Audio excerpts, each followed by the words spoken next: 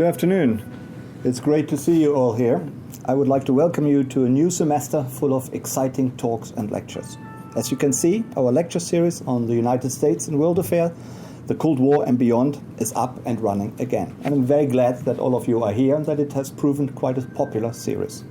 I'm Klaus Lars. I'm the Richard Krasno Distinguished Professor in History and International Affairs here at the University of North Carolina in Chapel Hill. I would like to thank the many generous sponsors who are supporting this exciting lecture series. If you would like to become a sponsor yourself, then please don't hesitate to let me know.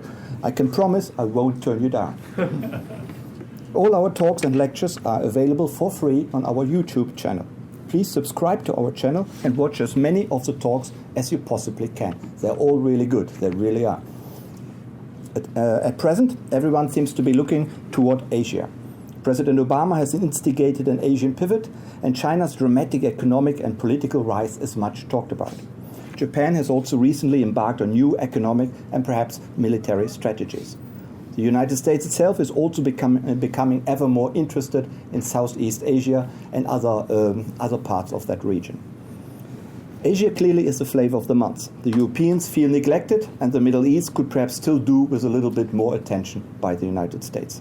Today, I would like to welcome a very distinguished scholar to UNC Chapel Hill who will enlighten us about what was going on in Asia during the Cold War and what is going on in Asia today. It is a great pleasure to welcome Professor Robert McMahon to you. When I asked Bob to send me some biographical information, he modestly only sent me just a couple of lines. In fact, Bob McMahon has had a most distinguished scholarly career. He is a Ralph Mershon Professor of History at Ohio State University in Columbus, Ohio. He has also taught at the University of Florida and has held visiting professorships at the University of Virginia, the Free University of Berlin, and at University College Dublin in Ireland. When Bob held the Mary Ball Washington Professorship of American History at UCD in Dublin, I was teaching at Queen's University in Belfast, and Bob came up north and gave a tremendous lecture. I can assure you, you are in for a treat today. Apart from being a very popular teacher, Bob never stops writing. He is the author of a great number of books and articles. His books include The Cold War in the Third World, 2013, has just come out, so you can still buy plenty of copies. Dean Acheson and the Creation of an American World Order, 2009. Major Problems in the History of the Vietnam War, which has come out already in the 4th edition. The Cold War, A Very Short Introduction, 2003. The Limits of Empire, the United States and Southeast Asia since World War II, 1999. The Cold War on the Periphery, the United States, India and Pakistan, 1994, and so on and so on. There are actually a few more here. Bob McMahon is also a former president of the Society for Historians of American Foreign Relations. Today, Bob will talk about fragile partnerships, the United States and its Asian allies from the Cold War to the present. I would like to encourage you to ask lots of challenging questions after his talk. Ladies and gentlemen, I have the great honor to present to you today Professor Robert McMahon.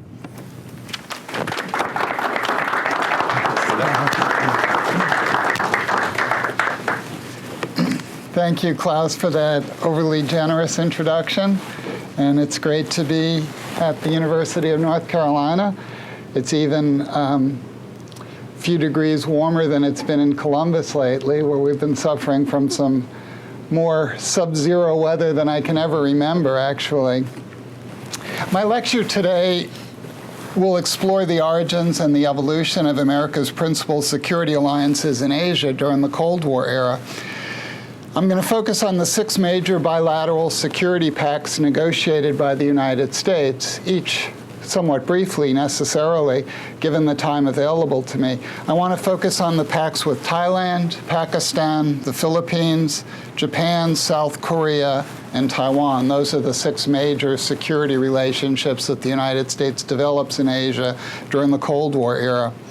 I'll briefly consider as well the ambivalent American relationship with a very different type of multilateral pact, the Association of Southeast Asian Nations, or ASEAN. Born in 1967 at the height of the Vietnam War, ASEAN emerged as an indigenous alternative to American regional hegemony, and it was only reluctantly embraced by the United States and only in the traumatic aftermath of the Vietnam War. Yet it has proved in many respects to be the most durable security instrument in the broader Asia-Pacific region.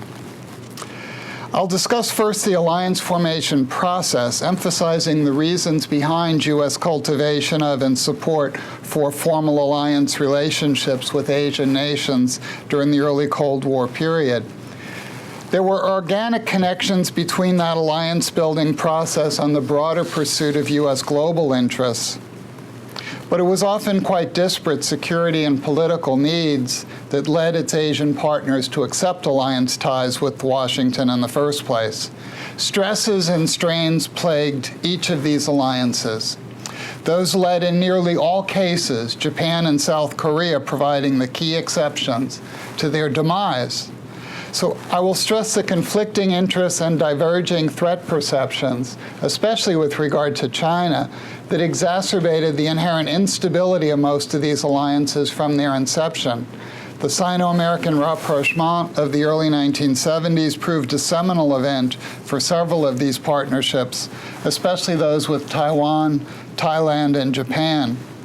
Now, the search for allies forms a major theme of U.S. foreign policy throughout the early Cold War era. In the late 1940s and early and mid-1950s, the United States cemented security ties with a host of nations in Europe, Latin America, the Middle East, and the Asia-Pacific region. The Truman and Eisenhower administrations placed great weight on the importance of bilateral and multilateral security pacts. Convinced that fiscal realities imposed limitations on Washington's capabilities, a calculation that grew especially acute during the budget-conscious Eisenhower years, both administrations cultivated allies and sought to construct a string of regional alliance systems. More partners in cooperative security, Truman, Eisenhower, and their top advisors were convinced, served several U.S. foreign policy goals simultaneously. They enabled the United States to encircle the Soviet Union and China with nations formally committed to the West. They provided for the utilization of local military forces should a global or regional conflict erupt, thus promising to save American lives. And they offered potential deterrent power by erecting an American security shield that would presumably discourage Soviet or Chinese aggression against any state aligned with the United States. Further, alliance ties provided a psychological and political boost to nations already inclined to find common cause with the West. Theoretically, each partner in an alliance relationship expects a partnership that will prove mutually advantageous, offering significant benefits to both sides. Each ally invariably calculates as well that the benefits of an alliance, tangible or intangible as they might be, will outweigh the potential risks or costs. It is axiomatic that if basic expectations are not met, if risks appear to outweigh gains, or if mutuality breaks down, an alliance will undergo stress and may well atrophy or break asunder entirely. Political scientist Stephen Walt, in one of the most influential studies of alliance formation, defines an alliance simply as a formal or informal arrangement for security cooperation between two or more sovereign states. Walt further posits that alliances sprout most typically from a common apprehension of the threat of external aggression, what he calls balancing behavior, rather than from an effort on the part of a weaker power to join forces with a predominant power, what he labels bandwagoning. Yet contrary to Walt's formulation, nearly all of the alliances that I want to talk about today conform to a different pattern. They were in each case highly asymmetrical partnerships that were closer to patron-client relationships than to genuine partnerships among sovereign equals. Those alliances, moreover, also encompass quite distinct needs and aspirations, and frequently masked sharply differentiated appreciations of regional threats, which made subsequent intra-alliance conflict highly likely. As tensions between Washington and Moscow mounted steadily in the immediate aftermath of World War II, the Truman administration moved to solidify its traditional ties with Latin America, a goal it achieved with the Rio Pact of 1947, and it also acted to formalize, for the first time since the French alliance of the Revolutionary era, binding security links with friendly Western European states.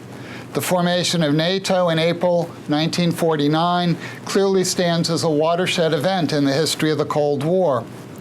Asia assumed a much lower priority during the earliest years of the Cold War, aside from the U.S. emphasis on rehabilitating and reconstructing wartime Japan. But with the triumph of the Chinese Communists in the Chinese Civil War, with the establishment of the People's Republic of China in October of 1949, with the negotiation of a Sino-Soviet alliance early the following year, and with the success of the communist-led Viet Minh insurgency in Indochina, the Truman administration inevitably began to fix its gaze on Asia as another critical Cold War theater.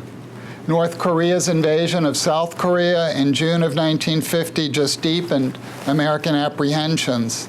Those epic developments, ominous from the American viewpoint, suggested that historical momentum in Asia lay with the communist powers and not with the West. Truman, his Secretary of State Dean Acheson, and other leading defense and diplomatic advisors feared that absent an active and effective Western counter-strategy, many of the newly emerging states of South and Southeast Asia would gradually drift into the Sino-Soviet orbit, thereby altering the overall balance of world power. And this is the impetus behind the forging of the earliest of America's security pacts in Asia. Thailand struck U.S. experts as especially vulnerable. The State Department began to make the case for military aid to Thailand as early as 1950, even before the outbreak of the Korean War, claiming that recent communist successes in both China and Vietnam had placed Thailand under serious internal and external stress. Without military assistance, warned the State Department, Thailand cannot hold out against communist pressure, and a communist Thailand would be disastrous for the entire American position in Asia. If Thailand should be lost to the communists, the State Department assessment concluded, then it would be unlikely that Malaya could be held, an early version of what comes to be called the domino theory. This would mean that from Korea to India, there would be no place on the Asian mainland where the United States would have an open ally or friend. The Prime Minister of Thailand, Phibun Songgram, the strongman, saw his nation's, as well as his own personal and political, it bears emphasizing, interests as congruent with those of the United States. To put it simply, he was willing to align Thailand with the United States, provided that such alignment would bring his regime protection against enemies internal and external. To that end, he openly vied for U.S. aid and support. Thailand became the first Asian state to recognize the French-created Bao Dai regime in Vietnam, refused to recognize Mao's government, sent a contingent of troops to Korea to fight along U.S. and UN units, and voted in the UN to condemn China for aggression in Korea. Bangkok's actions confirm perfectly with the Asian policy goals of the Truman administration. And in October 1950, Washington rewarded it with a military assistance agreement that soon opened up a pipeline of arms and supplies to the Thai armed forces. Thailand has irrevocably severed its ties with the communist countries and committed itself positively to the cause of the free nations, gloated a State Department policy appraisal of the time. U.S. Ambassador Edwin Stanton believed that Phibun's decision to align Thailand with the United States was based on his calculation that the democratic powers ultimately would win out in the struggle with the communist nations, and that by committing his government to the cause of the West, he was buying himself an insurance policy, which would guarantee that in the event of aggression, the U.S. would step in force to help defend Thailand against the communists. His decision to align Thailand with the U.S. was more the product of his deduction that alignment could ease Thailand's historic sense of vulnerability than it was his or his countrymen's genuinely anti-communist convictions. The Thai Prime Minister sought arms and aid from the United States primarily and pragmatically to enhance the power of the military at the expense of its civilian competitors. To achieve those goals, he was willing to make the foreign policy commitments demanded by the U.S., no matter how unpopular they might be at home. Before 1950, substantial opposition existed in Thailand within Thai society toward any policy that would either limit Bangkok's diplomatic options or, even worse, antagonize so powerful a neighbor as China. In the end, military aid strengthened FIBUN and the military at the expense of those elements within Thai society that would have preferred a more neutral foreign policy, thus helping to distort the internal political dynamics within the country. The Eisenhower administration's cultivation of Pakistan as an ally bears some resemblance to the Thai case. With independence in August 1947, the predominantly West Pakistani leadership cadre of British-trained military officers and civil servants actively pursued a security relationship with the United States. They sought arms and alliance ties in order to strengthen their fragile state vis-à-vis India, its principal rival. Pakistan's ruling elites also sought U.S. arms and alliance bonds, as did their counterparts in Thailand, in order to solidify their own hold on power within their country. Had free plebiscites been conducted in either Thailand or Pakistan about the wisdom of an alliance with the United States at this time, the results almost certainly would have been resoundingly negative. So it's important to emphasize here that it is a particular elite within a particular country which is making a decision for alliance, not necessarily the society as a whole. Early in 1954, the United States signed a mutual security agreement with Pakistan, under which it began to provide the country with substantial military equipment and supplies. Shortly thereafter, Pakistan became a charter member of SEATO, the Southeast Asia Treaty Organization, and the next year joined the U.S.-organized Baghdad Pact, a regional grouping aimed at deterring Soviet aggression in the Middle East. Pakistan had become, as its defense minister and later president Mohammad Ayub Khan famously quipped, America's most allied ally. The Eisenhower administration's rationale for concluding bilateral and multilateral security arrangements with Pakistan lay partly in the new Muslim nation's willingness to stand up and be counted, as Secretary of State John Foster Dulles liked to put it. More fundamentally, however, Pakistan's value in U.S. policymaking circles derived from its geographic position vis-à-vis the Soviet Union, China, and the Persian Gulf region. Pakistan's alignment with the United States, moreover, promised to provide the United States with valuable intelligence facilities and listening posts deemed vital to U.S. Cold War intelligence gathering.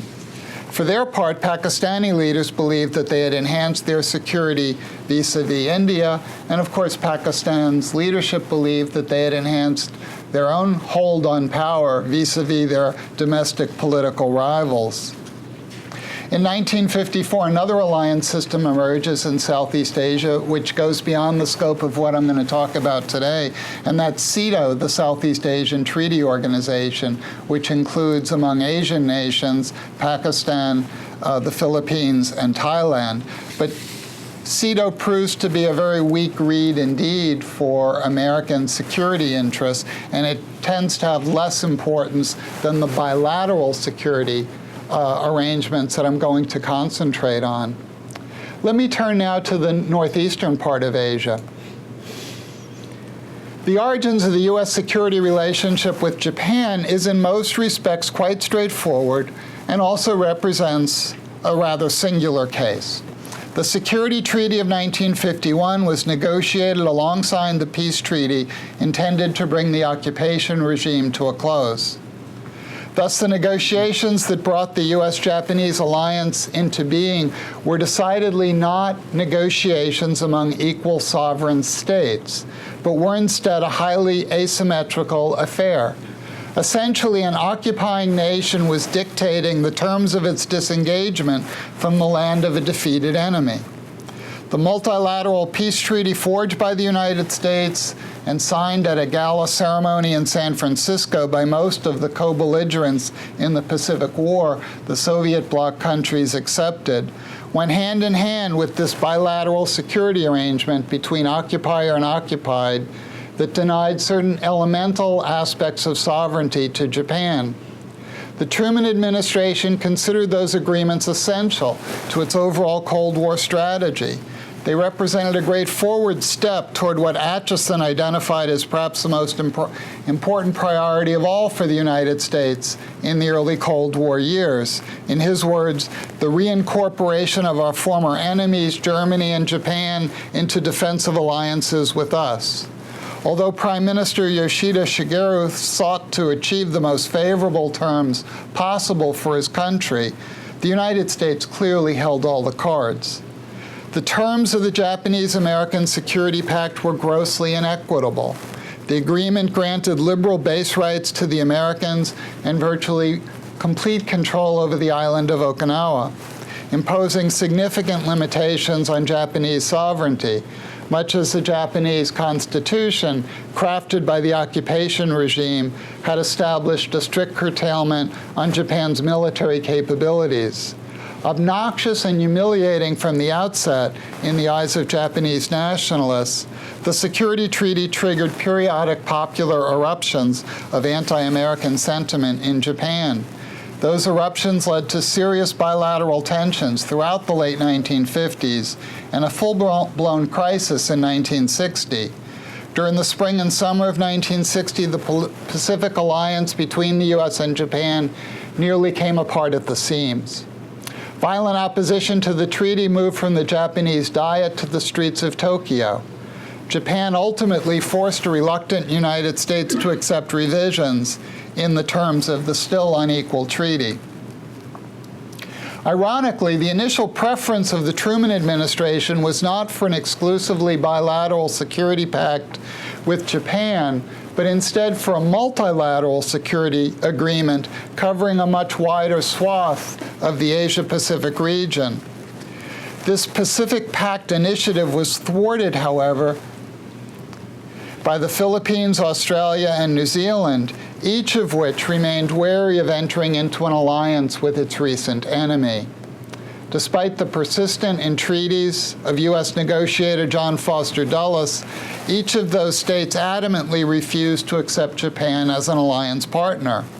The Truman administration accordingly negotiated separate defense pacts in 1951 with the Philippines on the one hand and Australia and New Zealand, the so-called ANZUS powers, on the other. The bitter memories of Japan's wartime aggression against those countries, as with South Korea and Taiwan, forced the United States to adopt a hub and spokes approach to its security commitments in the Pacific, rather than the multilateral approach it pursued vis-a-vis Western Europe and Canada. Political scientists Christopher Hemmer and Peter Katzenstein argue that a common Western culture and identity facilitated the creation of NATO, whereas the absence of the same for the United States and East Asia militated against the creation of a comparable military or multilateral institution there. Their thesis has some merit, but they underestimate the contingent nature of America's Cold War alliances in Asia. They also overlooked the fact that it was the Truman administration's initial preference to establish a collective security arrangement there, even if it would have been one based only loosely on the model of NATO. The security pacts that the United States concluded with South Korea in 1953 and with Taiwan the next year solidified the hub and spokes architecture of America's Cold War alliance system in Asia.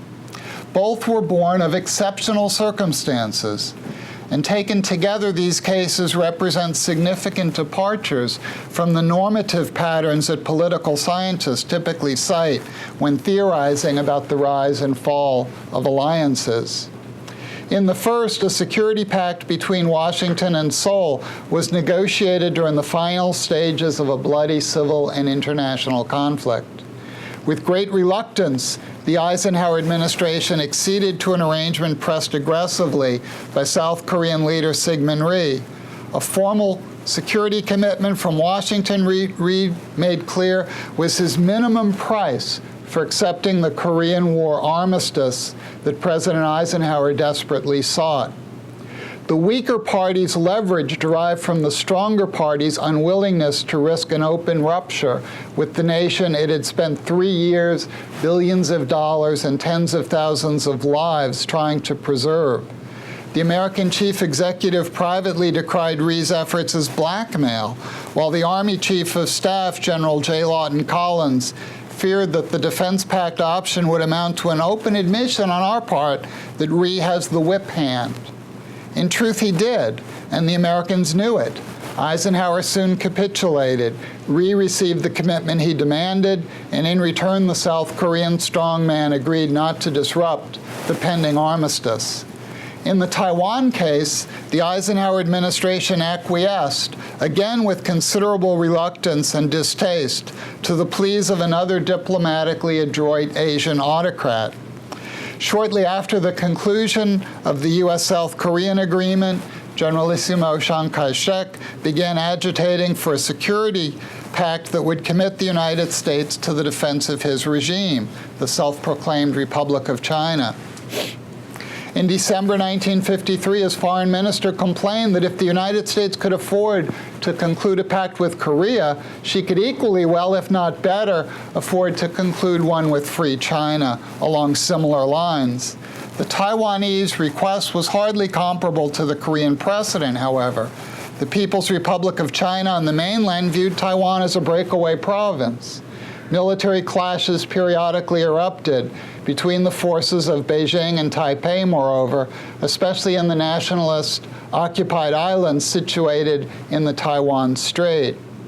Secretary of State Dulles, who viewed Chiang as a dangerous provocateur who was maneuvering to draw the United States into a conflict with Communist China for his own purposes, privately stated that U.S. interests would not be served by a long-range permanent defense of those islands. The problem just intensified when, in September of 1954, the People's Republic of China began shelling one of the disputed islands. The Eisenhower administration feared that the loss of any of those islands would have grave psychological repercussions on the morale not just of the Chiang regime, but on America's other allies in the Asia-Pacific region. And so in an effort to deter Beijing from invading the islands, Eisenhower supported a Security Council resolution calling for the neutralization of the Taiwan Strait. Simultaneously, he acceded to Chiang's long-standing request for a mutual security treaty between Washington and Taipei. The administration now saw such a pact as a useful vehicle for curtailing the aggressive behavior and pronouncements of its independent-minded partner. It was signed on December 2, 1954, and immediately condemned by Chinese Premier Zhou Enlai as an aggressive treaty that was essentially invalid and illegal since it aimed at selling China's sovereignty and land. Still, it gave Chiang much less than what he wanted. Eisenhower ensured that the offshore islands were not explicitly covered by the treaty and that the agreement was purely defensive in character. In other words, the United States pledged to defend Taiwan from external attack, but said nothing about coming to its aid if the Taipei regime itself initiated a military confrontation. Historian Nancy Burnkoff-Tucker has aptly characterized this pact as a mechanism to control Chiang. In sum, absent the U.S. and subsequent Chinese interventions in the Korean conflict, it is difficult to imagine the United States agreeing to a cooperative security relationship with either South Korea or Taiwan. A multilateral pact among the United States, Japan, South Korea, and Taiwan might in retrospect seem a more logical response to America's Cold War needs than 3 separate bilateral pacts. but haunting wartime memories and continuing Korean and Taiwanese enmity towards Japan rendered such an option wholly impracticable. The hub and spokes approach was thus necessitated by prevailing political realities and contingencies. The deepening American involvement in Vietnam and Indochina more broadly during the early and mid-1960s bore direct and immediate consequences for all of America's allies in the Asia-Pacific region. The importance of Thailand and the Philippines to the United States grew substantially during this period for two basic reasons.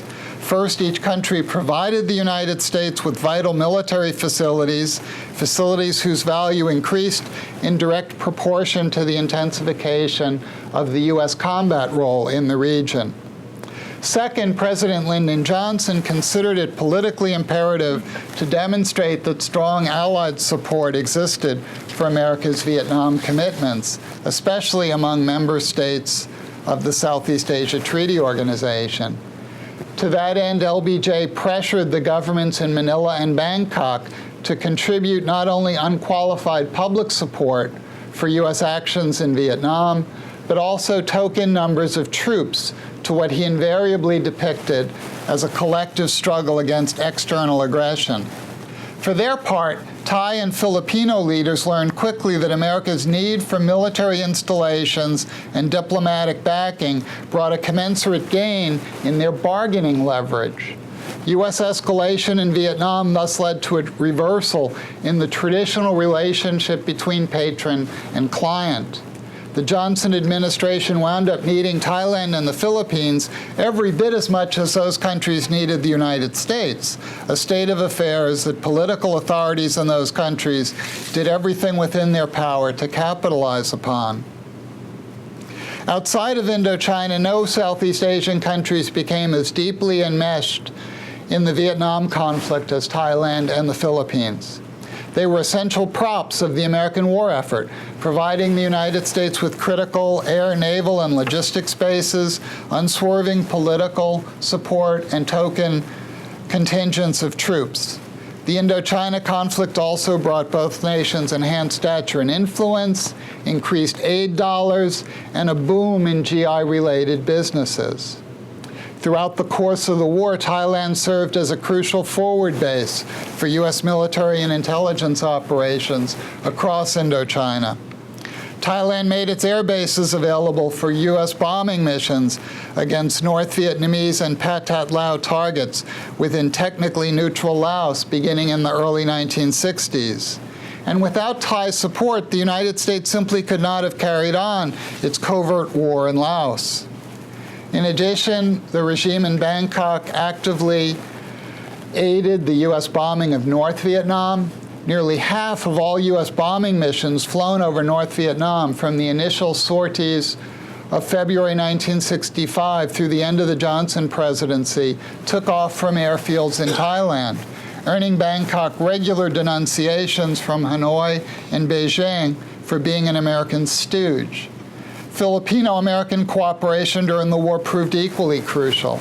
The mammoth air and naval installations at Clark Field and Subic Bay had by the 1960s become indispensable to U.S. military operations and troop movements throughout the region.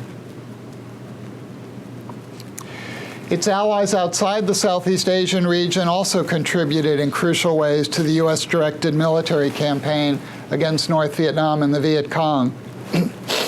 Australia and New Zealand shared the U.S. fear about communist advances in the region, and each accordingly contributed troops and provided strong public backing for the war effort, the U.S. war effort. For its part, South Korea may not have fully shared that threat perception, but it still dispatched more than 50,000 troops to South Vietnam. The Chung-Hee Park regime demanded and received substantial increases in U.S. military and economic support as compensation, giving rise to the common complaint that South Korea was fielding a mercenary force. Japan's constitution barred it, of course, from sending combat units, but Japan, and Okinawa especially, proved vital to U.S. efforts in Vietnam by providing bases for America's heavy bomber fleet, ports, supply depots, and facilities for repairing and rebuilding U.S. military planes, ships, and equipment. Japan's ruling Liberal Democratic Party had tied its fortunes so closely to the American alliance that anything less than full backing for the U.S. commitment in Vietnam was out of the question, irrespective of what was opinion throughout the wider Japanese society. In addition, Isako Sato, the country's prime minister from 1964 to 1972, clearly understood that the Japanese government's support for America in Vietnam was essential in achieving the reversion of Okinawa to Japanese sovereignty. The return of Okinawa to Japan ranked as his highest priority. As a consequence, Sato viewed unequivocal support for U.S. policy as a pragmatic necessity, despite strong societal misgivings about the American war. If the mid and late 1960s represented the closest thing to a honeymoon in U.S. relations with its Southeast Asian allies, it was hardly a tension-free honeymoon.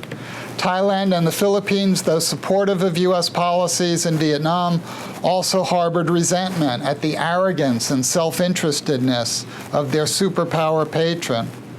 They also felt deep unease about the presence of 500,000 foreign troops in Vietnam.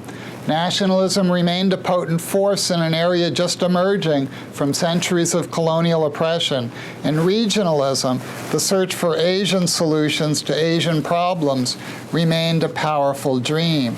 And it is out of that dream that emerges ASEAN, the Association of Southeast Asian Nations, which is formed in August of 1967 among Thailand, the Philippines, Malaysia, Indonesia, and Singapore. It was an effort to bring the dream of regional autonomy and independence closer to fruition. The primary purposes of ASEAN, according to its founding charter, were nothing less than the promotion of regional peace and stability, the avoidance of self-defeating and wasteful interstate conflicts in the area, the promotion of regional economic, social, and cultural cooperation, and the establishment of a framework for regional order. In the long run, ASEAN would demonstrate far greater dynamism and durability than anyone at the time could have imagined. Indeed, today, many people in the global south look to ASEAN as a model for a regional cooperative organization. Let me look now at the disengagement from Vietnam and its impact before concluding with a few brief comments about the broader patterns that I've been outlining today. Johnson's decision in the wake of the Watershed Tet Offensive of January and February of 1968 in Vietnam to curtail U.S. bombing raids against North Vietnam and to enter into formal negotiations with Hanoi, looking toward a negotiated settlement, rocked relations between the U.S. and Thailand and the U.S. and the Philippines. And they gave an additional boost to the regional trend that ASEAN symbolized. The U.S. policy shift plainly carried momentous consequences for America's Asian allies. Thailand and the Philippines at this time actually shared with the United States a genuine fear of the threat posed by China and locally based insurgent movements to the region's security. Yet now the United States was beginning to extricate itself from Vietnam while moving to limit its commitments to the region, or so it seemed. Leading officials in the Philippines and Thailand, much like their counterparts in South Vietnam and Laos, found this new policy direction highly worrisome and unsettling.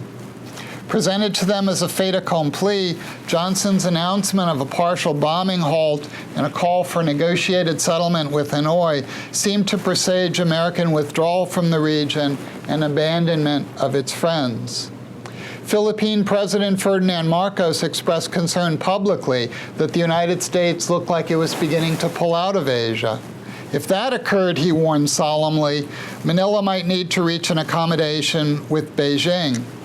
The Thai Foreign Minister Thanat voiced similar fears.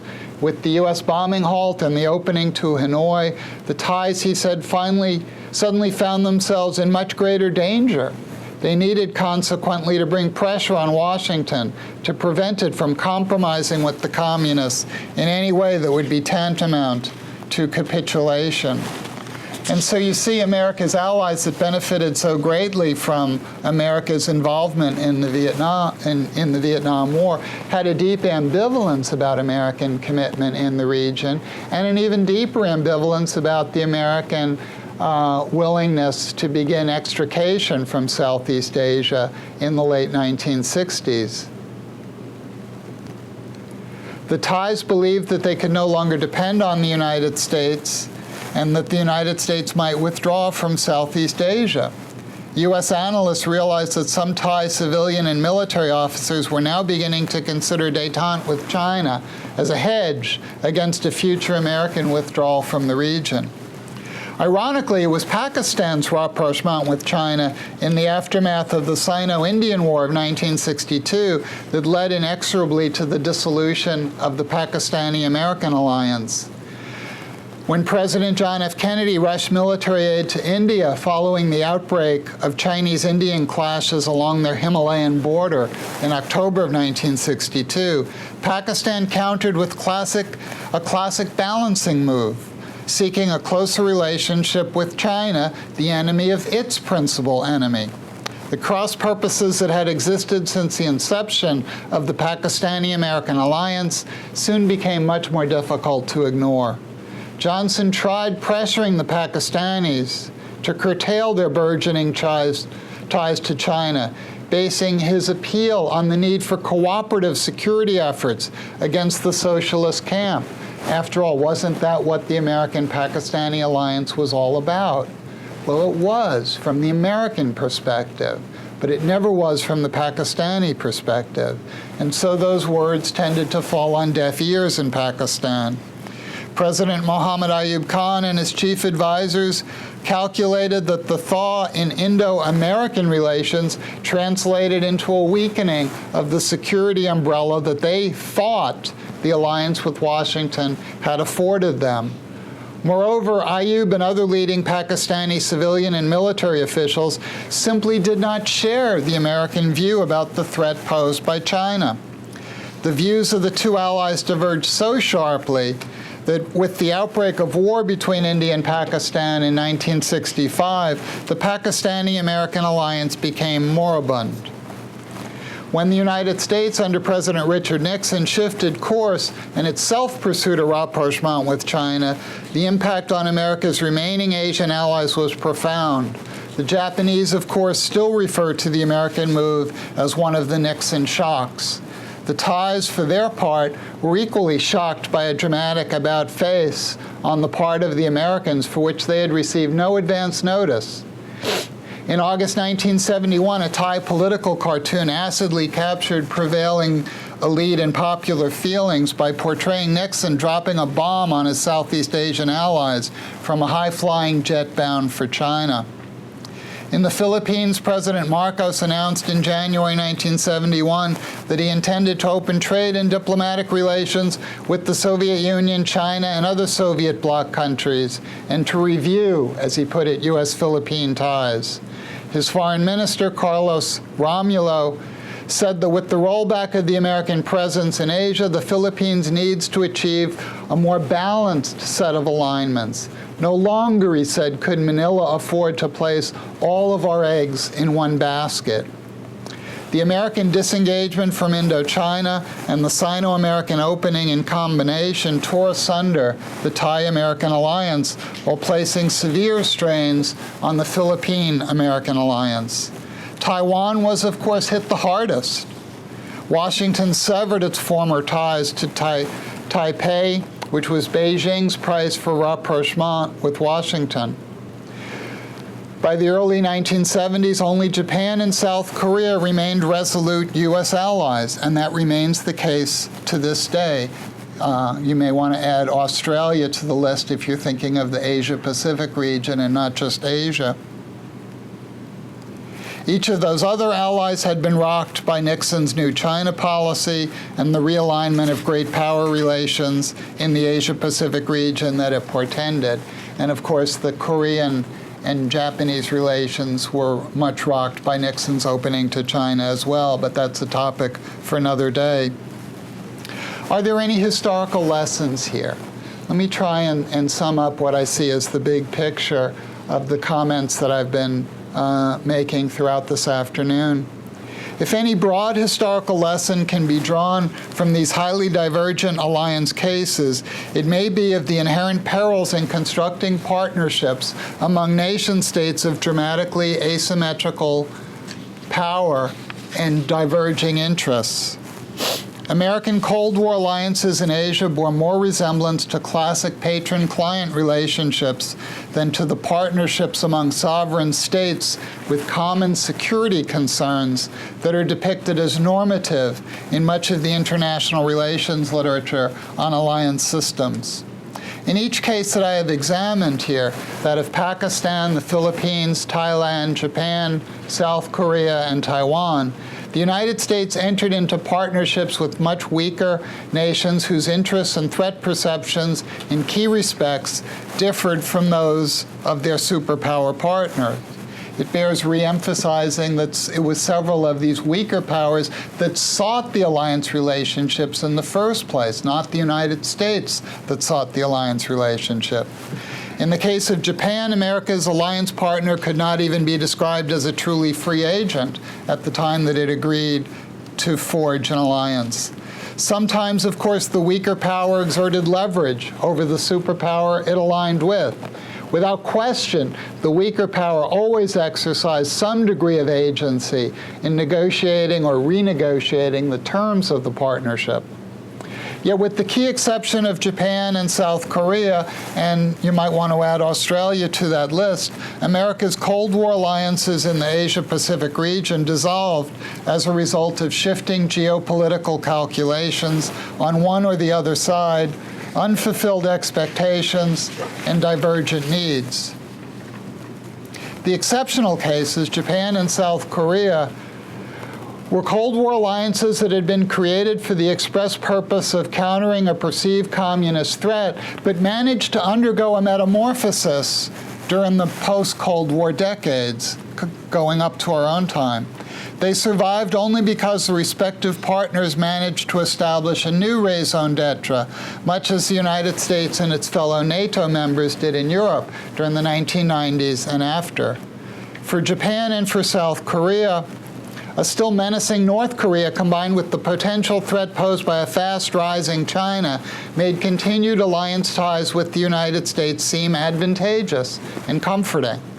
Additionally, by then, habits of cooperation in the security field had become deeply ingrained over several decades, creating multiple institutional and personal ties that neither side proved willing to jeopardize. Australian leaders also saw advantages in maintaining close security ties with Washington, a calculation rooted especially in their concern about China's rise and its meaning for the security of the Asia-Pacific region. At Australia's request, President Barack Obama agreed in November of 2011 to deploy 2,500 U.S. Marines to a military base in northern Australia. That deployment, which would lead to the largest U.S. troop presence in Australia since World War II, bespoke the two countries' common interest in counterbalancing China's rapidly growing military strength. If any truly sweeping historical lessons can be drawn from this necessarily brief overview, it might be that a genuine mutuality of need and interest must be maintained for alliances to thrive. In the absence of the same, they will surely not long survive. Thank you. Thanks very much for this very thorough overview. Now we know all about Asia and the United States and American involvement there. But my question would be, on the basis of your talk, Obama's much hyped about Asian pivot isn't really anything new, is it? No, I don't think it's anything new. It's not a... It's not about the forging of new formal alliance systems, though. That's one difference between the Cold War period and the post-Cold War period.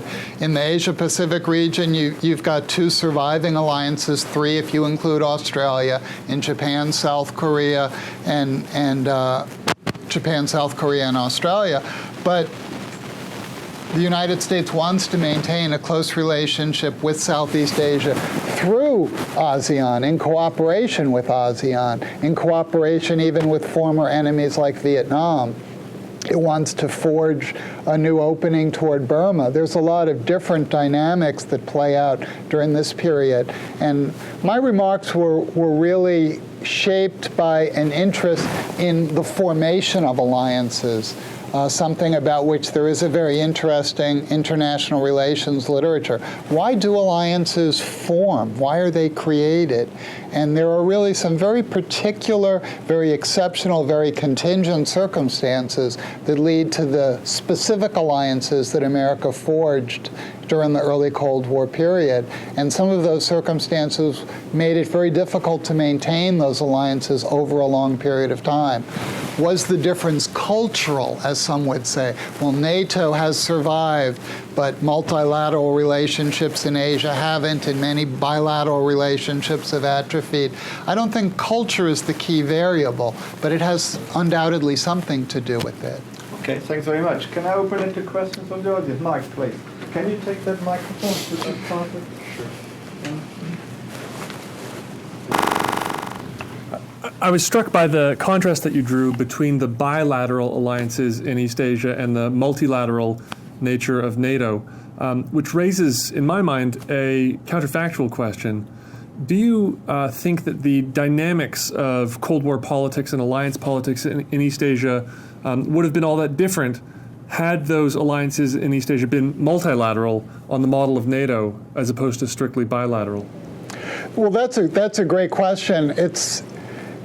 It was the American preference to see a multilateral alliance system take root in Asia. The so-called Pacific Pact Initiative was a big initiative in 1950, 1951. And John Foster Dulles was sent off as the administration's negotiator, the Truman administration's Republican negotiator, to talk to Filipinos, Australians, New Zealanders, and others. And it just seemed that it wasn't at all practicable, that those nations were unwilling to cooperate with Japan, and Japan would have had to have been the linchpin of any post-war relationship. So you would have had to have the same kind of transformation that you had in Europe in terms of the rapprochement between France and Germany, making it possible for Germany to become a pillar of NATO. That wasn't feasible. If it were feasible, had a multilateral pact, say in Northeast Asia, been forged between South Korea, Taiwan, and Japan, it would have served America's preferences at the time. Whether it would have worked over time is very difficult to say, because you have to imagine a completely different history. And you have to imagine that there wouldn't have been the enmity and bitterness which made cooperation so difficult. And it took decades, really, for any real rapprochement between Japan and South Korea. And there's a lot of enmity even to this day. Thank you. Just please, Wayne. Can you talk? Sure. I want to ask an even more unfair counterfactual. Okay. There's a rather famous cocktail napkin in which a high administration official calculated the various percentages of the reasons why we should intervene in South Vietnam, and I think 70% was to maintain the U.S. credibility as a guarantor of security. And suppose that we decide that when we withdraw from Vietnam, all of that credibility goes away, those bilateral relationships, most of them evaporate. So the counterfactual is we don't intervene in Vietnam. South goes under, becomes a united Vietnam as it is now. Would that credibility have gone away as badly as it did after withdrawal from Vietnam? I would think not. I would think that the United States could have shored up its alliance relationships as part of a decision not to intervene militarily in Vietnam. After all, Thailand would have been happy to accept a much larger contingent of American troops stationed there permanently. Presumably the Philippines would as well. So it wasn't necessarily either or. Either the United States sends 500,000 troops to South Vietnam or it withdraws from the Southeast Asian region entirely. So I think those middle ground options, in retrospect, seem to be much wiser and much more prudent than the option that was actually followed. Thank you. I think French President de Gaulle agreed with you. He encouraged Richard Nixon to withdraw from Vietnam and forget about credibility. He said a large, influential country like the United States can well afford to lose some and just go on and get on with it. And I think that's true. Did the United States suffer a loss of credibility as a result of losing the war in Vietnam? I mean, it's hard to say.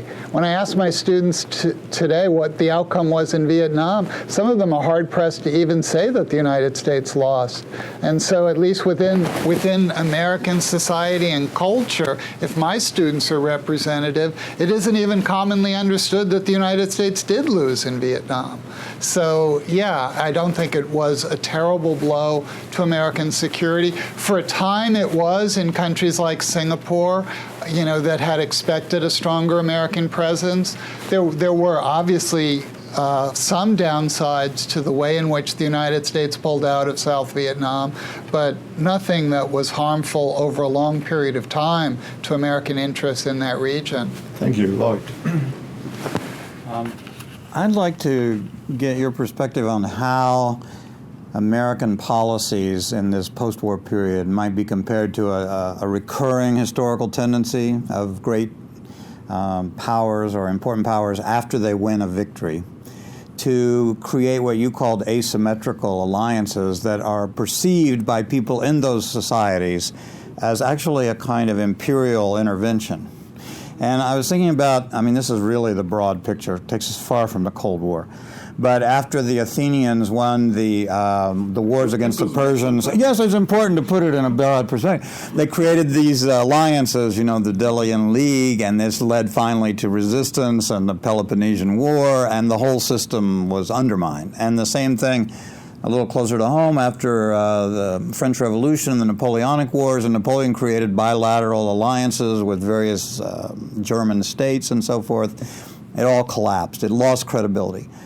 What was different or similar about American alliances after the Americans won the war with Japan from other kinds of military victories that could lead to what we might call imperial overreach or imperial expansion? I think one, I'm not as familiar with all the other historical parallels, but one difference I think is that America really was not entrapped, but it was enticed into alliances that in many cases it didn't want to forge. It's not as if America said, we really need to cultivate Pakistan as a former military ally of the United States. Pakistan had put the issue on the table. Pakistan had pushed very hard. Ultimately, the Americans get to a point where they weigh the balance sheet and they decide, well, there are more pluses than minuses. But it wasn't part of a grand strategy, as I think Napoleon's was in the wake of the Napoleonic Wars, a grand strategy for, maintaining French predominance. This isn't a strategy for maintaining American predominance. America didn't want a military alliance with Taiwan. It didn't want a military alliance with South Korea. It kind of backed into those. The one country it did want a military alliance with is Japan, and that's probably the case that is most replicable. It dictated the terms of that relationship, and it had very specific and concrete needs for maintaining a military presence in the Pacific Ocean and ensuring that Japan would be a reliably pro-Western power. So that makes sense, but the others don't make quite so much sense. But these were not seen as mechanisms for maintaining American predominance in East Asia or South Asia. I wouldn't I wouldn't say no. They were seen as mechanisms for maintaining American predominance, but they weren't necessarily the favored mechanisms. There was a certain entrapment feature to an alliance which Americans preferred to avoid. They preferred to not have the formal commitment to intervene on behalf of country X or country Y, if country X and Y were Taiwan and South Korea, based on the aggressiveness of those countries. That put the United States not in the driver's seat.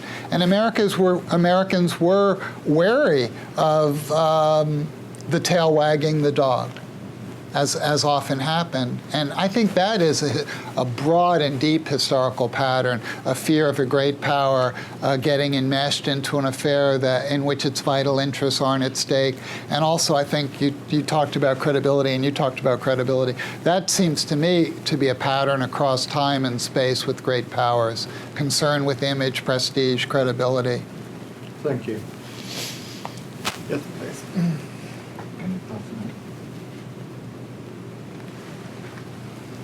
Your presentation seemed to describe the relationship between the United States and Japan as pretty one-sided.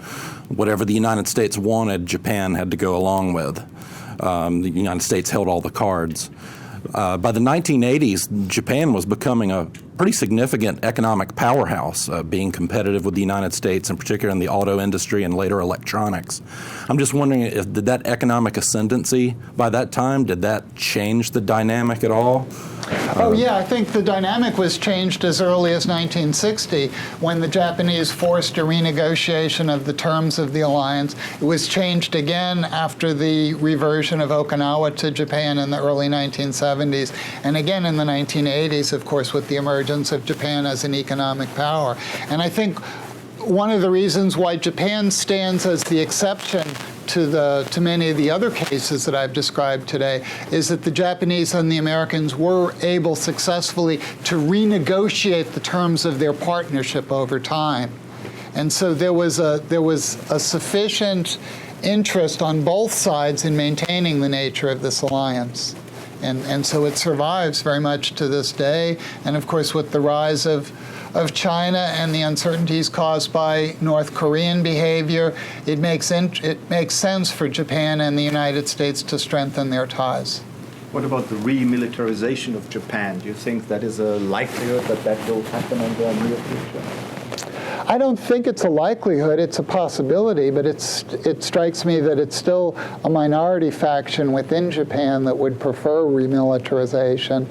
And so here you have the case where certain limitations have been imposed on Japan's military as a result of a constitution negotiated under American tutelage, but the principles and precepts of that constitution are now deeply accepted by many throughout Japanese society. And so it is not seen as an alien imposition. If it were an alien imposition, it would be much easier to rip it away. Thank you. Based on my limited reading of Chinese history, while the Chinese seem to prefer tribute states on the border, they've never really been interested in taking over those states. Mm-hmm. And so I wonder, what's your view of that perspective? And is that a view that probably could have kept us out of some of these problems in the Far East? Well, I think that throughout the early Cold War period, there was a tendency to really exaggerate the threat posed by China. And I think it's a fear of China that lies behind a lot of the actions that the United States takes. Without the fear of China, American intervention in Vietnam becomes much harder to explain. I think that's a critical part of the mindset which leads to intervention in Vietnam. And one, given that history of exaggerating threats, one needs to look at the present and say, are those who are pointing to a rising China as a threat to world stability, as a threat to American interests, are they once again engaging in this exaggeration of the intentions and the capabilities of this potential adversary? I think there is a lot of exaggeration, but it's part of our public debate now. And probably in the broader realm of foreign affairs, leave the Middle East aside for a moment, there's no question that is more fundamental than what the rise of China will mean to the future of this American-dominated world order. And it is an American-dominated world order and has been for a long period of time. Hillary Clinton, in one of her speeches as Secretary of State, referred to, and I guess she's familiar from her college days with some political science literature, but she referred to the fact that we're going to make history because this is going to be the first time a rising power and a dominant power do not conflict. I hope she's right. When you look at the Cold War era and American-Chinese relations, and on the whole, couldn't you argue that the United States was able to manage China sort of constructively, and that we really wonder why shouldn't that be the case in the near future? Yeah, I think that's the case. I think the United States ultimately managed China. I think the fear of China that erupted throughout the 1950s and the 1960s, though, led to a lot of ill-advised policy decisions and overcommitments. Mm-hmm. Thank you. Any more questions? Then I think, yeah, that's it. We've been buying a lot of stuff from China, and that seems to be dropping a little bit as they become more expensive and they go to Vietnam and other stuff. Will that have an effect on China becoming more aggressive? I don't think so. I think the bonds of economic interdependence that we have with China makes any kind of conflict less likely rather than more likely. And I think that's a historical pattern. Let me push you some further, because the word aggressive was mentioned. So would you regard what China is doing at the moment, like obtaining natural resources in Africa, setting up alliances all over the world, is something, and also what is happening in the South China Sea, that is really an indication of at least potentially an aggressive policy, or would you explain that differently? Well, it's certainly evidence of an assertive policy. Whether it's aggressive or not, I'm not sure. I think the countries in the Southeast Asian region, for the most part, countries like Indonesia, the Philippines, Vietnam, Australia, they're concerned about what China's intentions are. And the reason why 2,500 American troops are now stationed in North Australia has a lot to do with the fact that the Australians requested that deployment because of Australian concerns about Chinese ambitions and intentions. But that surely is only symbolic. What can 2,500? Exactly. Yeah. It's only symbolic, but symbols are important. Thank you. Just really quickly projecting forward on what you've talked Sure. about today. The risk right now and the uncomfortableness NATO member and partner nations are feeling with the concept of the pivot. You talked a lot about those asymmetric and bilateral relationships. A lot of those are by design the way NATO has grown its partnership footprint. And now that we are in a perceived pivot, what risk do you see to that alliance and the transatlantic bond as this kind of feels its way out? Because that pivot is still very undefined. Sure. Well, I think Professor Laris is probably more qualified than me to respond to a question on transatlantic relations. But I think from the perception of America's European partners, the American pivot to Asia does mean a de-emphasis on Europe. Now, whether they're correct or not, that is a perception, and you need to deal with those perceptions. Europe, I think of late, and correct me if you think I'm wrong, but I think it feels like it's fallen into third or fourth place in the American vision of the world. The Middle East still looms very, very large. And if you look at where Secretary of State Kerry spends the bulk of his time and energy, and where he travels to, it's certainly with much greater frequency to the Middle Eastern region. So if you were sitting in Brussels or Berlin or Paris, I mean, you could be forgiven for thinking that Europe is being lost in the shuffle. There's some truth in that. I think the Europeans feel neglected. On the other hand, when you look at the NSA activities, I think Europe doesn't need to feel neglected at all. You know, Mrs. Merkel and her cell phone, I think, was very much at the center of what the Americans tried to do. So in that respect, no neglect was necessary. There's a question over there? Yeah. Okay. Enjoyed your talk and also enjoyed the questions. And I'm not a historian, but history is about the past. But saying that, is it possible to extrapolate a little forward from the lessons, some of the lessons that we're learning that you explained, and how the United States would manage policy playing with a weaker hand, especially with a weaker economic hand? Just give one example, and that relates to Beijing, the Taipei relationship which you talked about, and they felt very much let down with Nixon's move to China. A question came from the audience about reliability of both partners in an alliance. Now, with this air defense zone in the East China Sea, initiated by China, does Japan still have the confidence that the U.S. will back Japan in this dispute with China? I understand it's an assertive move, not an aggressive move by China, but are there questions now in Japan that? There's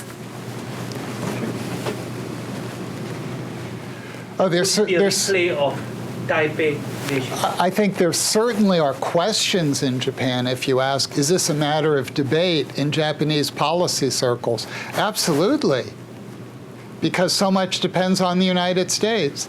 And as you would expect in Japan, as in the United States, there would be divergent points of view. I'm not sure what the dominant point of view is. I know the United States is working hard to try and reassure the Japanese, and one of the keys of any successful alliance is to reassure an alliance partner when it is having doubts.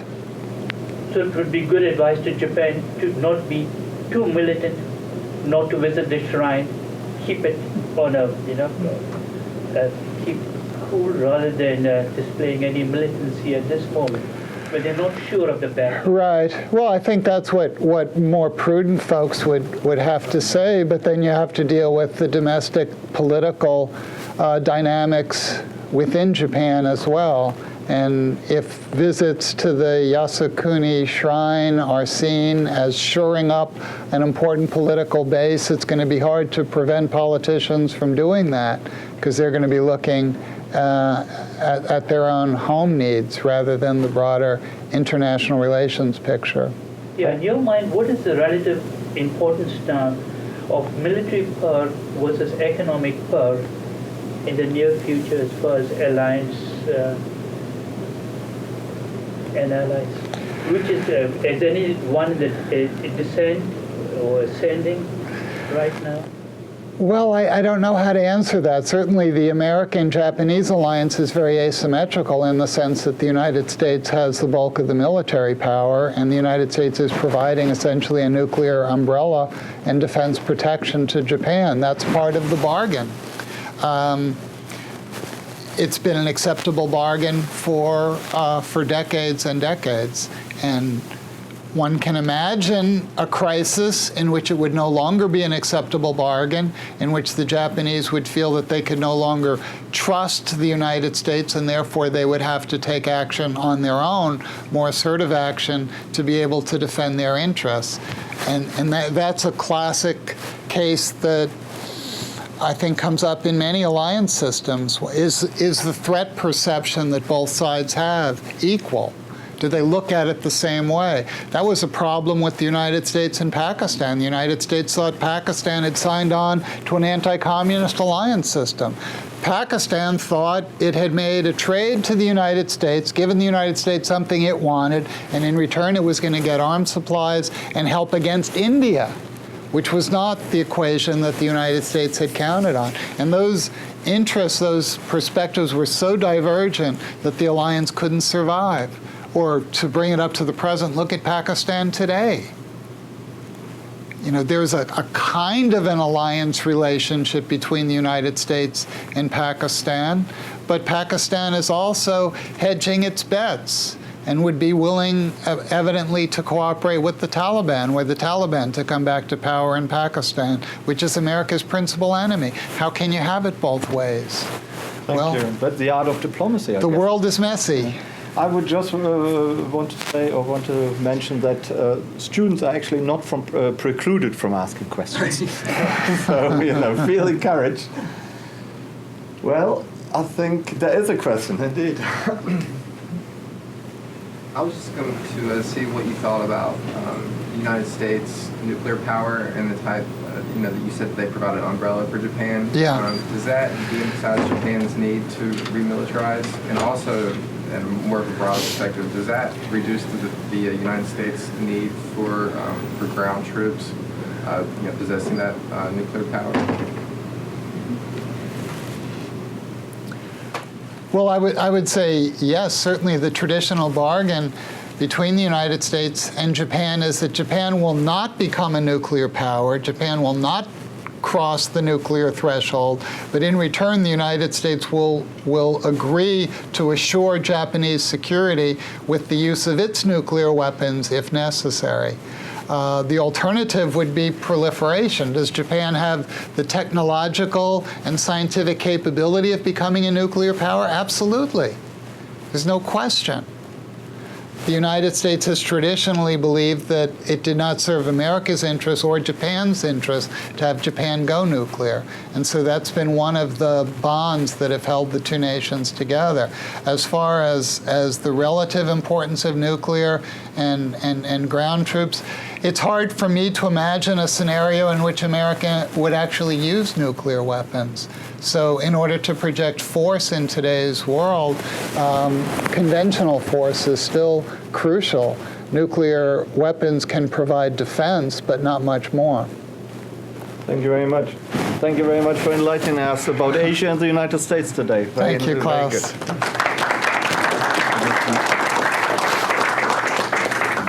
This was excellent, and I think we all learned a lot, and I would like to encourage you to come back on Tuesday, February the 11th, and we will have a talk by Randall Woods about the CIA and Vietnam and everything the CIA got up to during the Vietnam War. So please come back, and thanks for coming today.